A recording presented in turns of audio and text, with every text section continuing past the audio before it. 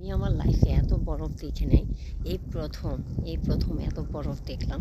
মনে হচ্ছে পুরো একটা ফ্রিজের মধ্যে ঢুকে গেছি, এরকম একটা মনে হচ্ছে। আর চারিদিকে এত বরফ, মন চাচ্ছে বরফগুলো টাচ করি, কিন্তু ভালোই লাগতেছে। বরফের সাথে খেলতেছি আজকে, কিন্তু একটু পরে ঠান্ডা লাগলে তখন বুঝবো আর কি। উফ, কিছুদিন আগেও এই জায়গাতে ঘাস ছিল, কিন্তু এখন পুরো বরফ হয়ে গেছে। এই বাসায় চলে যেতে একটু পরেই।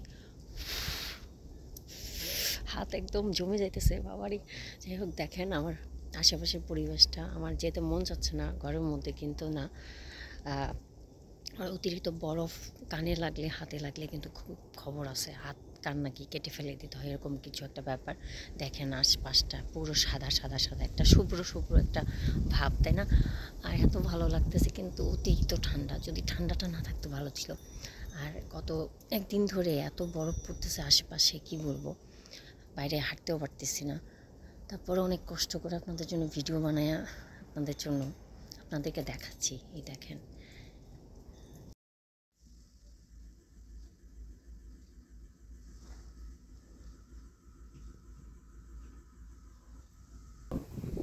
কয়েকদিন আগে ওইখানে মানে গাছে পাতা ছিল, পাতা ঝরে গেল।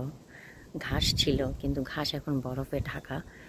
আমি আপনাদেরকে একটু সামনের দিকে গেলে মানে সামনে গিয়ে দেখাচ্ছি। আসলে ঠান্ডার মধ্যে কথাও ঠিক মতো বের হচ্ছে না।